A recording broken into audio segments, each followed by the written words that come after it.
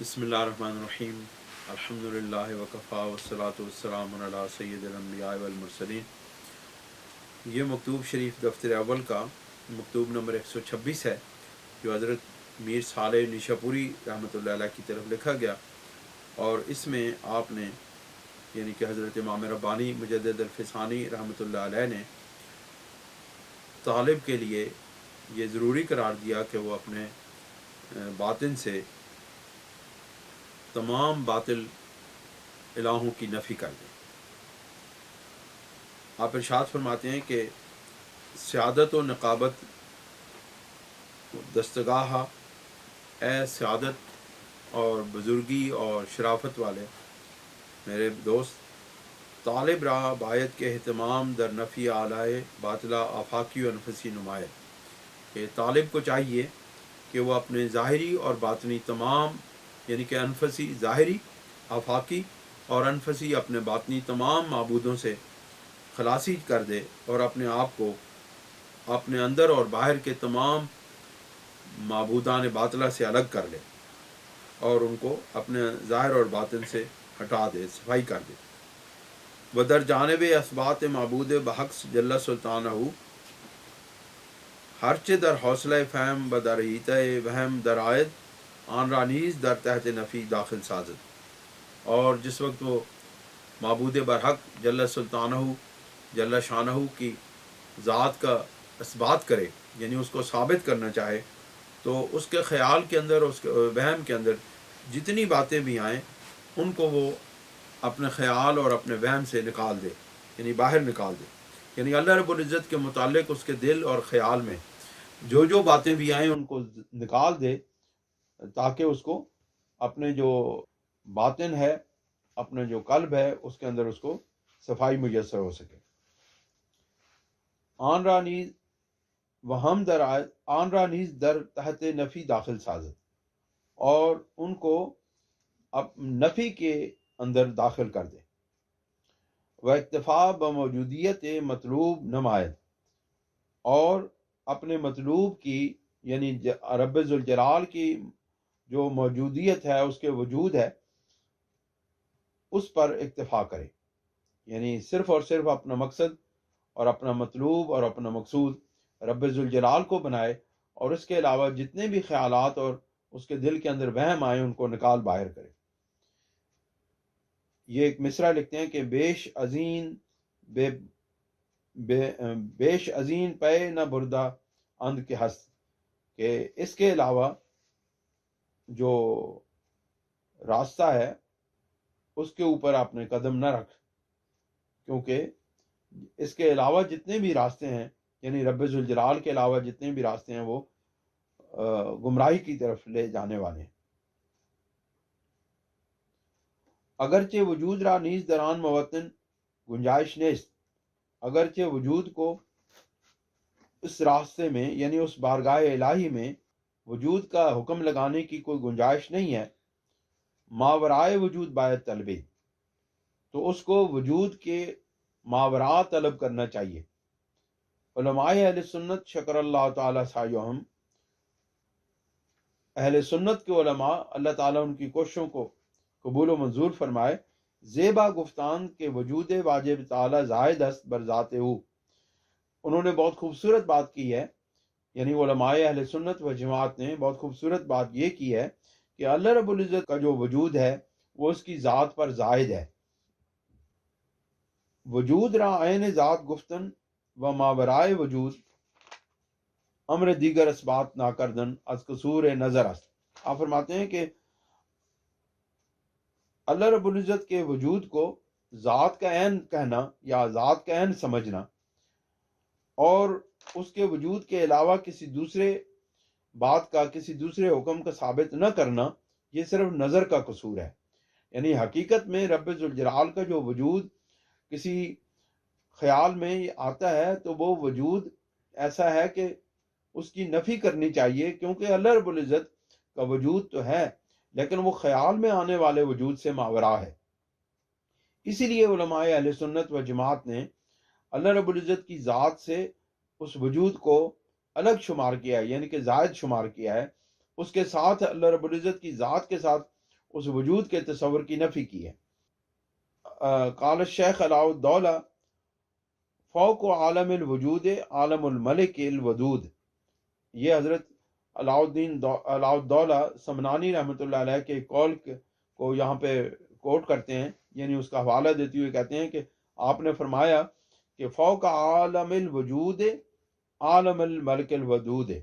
کہ تمام عالم کے وجود سے اوپر رب ذوالجلال رب الودود کا جو ہے وہ بادشاہی ہے، یعنی اس کا وجود جو ہے وہ ان تمام عالم سے ماورا ہے۔ درویش را چون از مرتبہ وجود بالا گزرانی دن، کہ اس درویش کو یعنی حضرت امام ربانی رضی اللہ تعالیٰ عنہ اپنے متعلق ارشاد فرماتے ہیں کہ اس درویش کو چونکہ وجود کے مرتبہ سے اوپر گزار لیا گیا ہے، تا چندگاہ کے مغلوب آن حال بود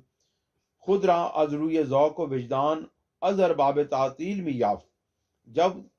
وہ اپنے حال کی وجہ سے مغلوب تھا، یعنی اس سے پہلے جب اپنے حال کی وجہ سے مغلوب تھا تو ذوق اور وجدان کے اعتبار سے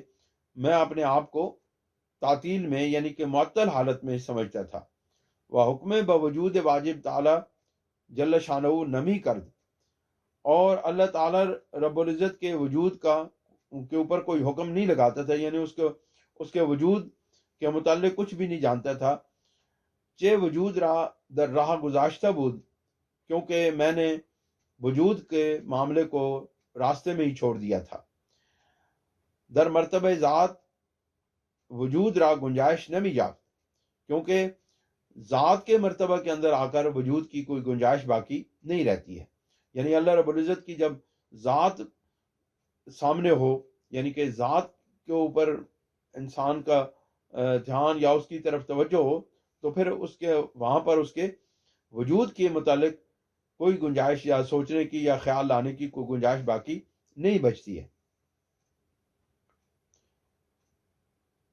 اسلام او دران وقت اسلام تقلیدی بود،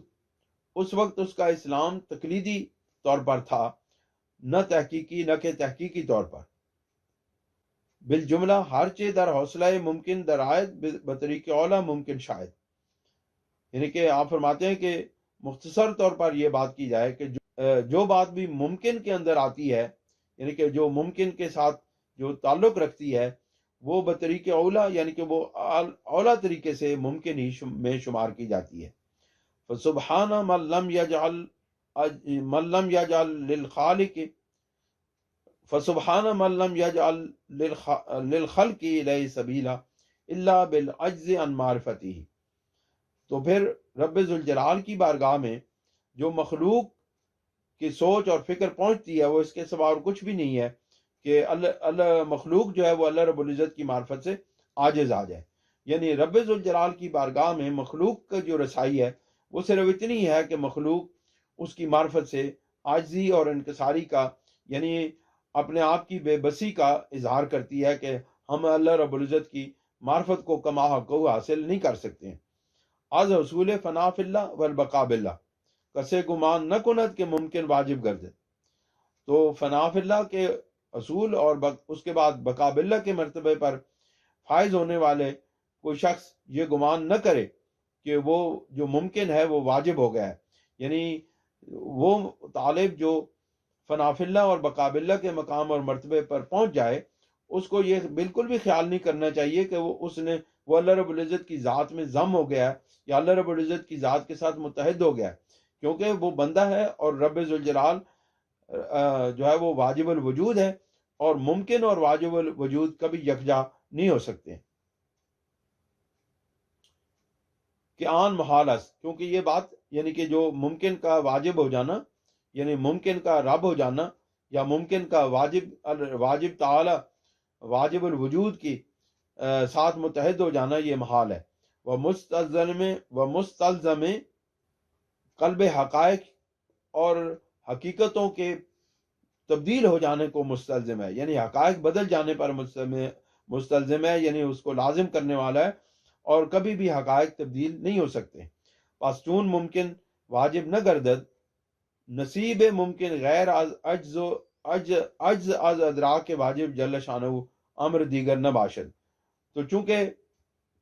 ممکن جو ہے وہ واجب نہیں ہو سکتا، واجب میں تبدیل نہیں ہو سکتا، یعنی ممکن ممکن رہتا ہے اور واجب الوجود رہتا ہے، تو پھر اس جو ممکن ہے اس کے نصیب میں، اس کے حصے میں اللہ رب العزت کی جو ہے وہ ادراک سے عاجز آ جانے، یعنی اللہ رب العزت کی معرفت سے عاجز آ جانے کے علاوہ اور کوئی دوسری بات ثابت نہیں ہو سکتی ہے۔ ان کا شکار کس نشوت نام باز چیں، کہیں جا ہمیشہ بعد بدست دام رہا۔ آپ فرماتے ہیں کہ ان کا جو ہے وہ کبھی بھی شکار نہیں ہو سکتا ہے، کیونکہ پھر اس کو جو ان کا شکار کرنے والے ہیں ان کو واپس پلٹنا پڑتا ہے، کیونکہ یہاں پر جو ان کا پر یعنی ایسا پرندہ جو خیالی اور تصوراتی ہے، اس کے اوپر جال پھینکنے والا ہمیشہ ہوا میں ہی جال پھینکتا ہے، کبھی کی وہ جو ان کا پرندہ ہے وہ اس کے جال میں نہیں آ سکتا ہے، یعنی کہ ناممکن جو ہے وہ کبھی ممکن نہیں ہو سکتا، اور جو ممکن ہے وہ کبھی ناممکن نہیں بن سکتا، ممکن کبھی واجب الوجود نہیں ہو سکتا، یعنی کہ ممکن کبھی رب کے ساتھ متحد اور رب کی ذات میں گم نہیں ہو سکتا، یا رب تعالیٰ بندے کی یا ممکن کی ذات کے اندر متحد نہیں ہو سکتا،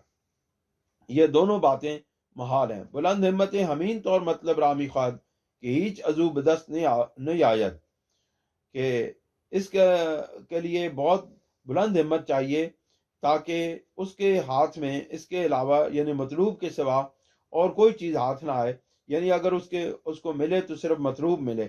اور اس کے علاوہ باقی کوئی چیز بھی اس کے ہاتھ میں نہ آئے۔ وہی نام و نشان عزو پیدا نہ شود، اور اسے کوئی بھی نام و نشان پیدا نہ ہو۔ جمع ہستن کے مطلب میخواہن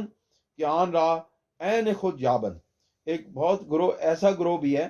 کہ جو اپنے مطلوب سے یہ چاہتا ہے کہ وہ اس مطلوب کا عین ہو جائے، یعنی وہ رب تعالیٰ کے ساتھ اس طرح کی معیت چاہتا ہے کہ ان کے خیال کے مطابق رب تعالیٰ ان کو اس طرح ملے کہ جیسے وہ بندے جو ہیں وہ رب تعالیٰ کے عین ہو جائیں، یعنی وہ بھی اس کی مثل ہو جائیں۔ وہ قرب و میت بیو پیدا سازن، اور اس کے ساتھ قرب اور میت کی صورت پیدا کر دیں۔ آن ایشانند من چنینم، آپ فرماتے ہیں ان کی سوچ اس طرح ہے اور ہماری سوچ اس طرح ہے۔ اللہ تعالیٰ ہمیں عمل کی توفیق عطا فرمائے۔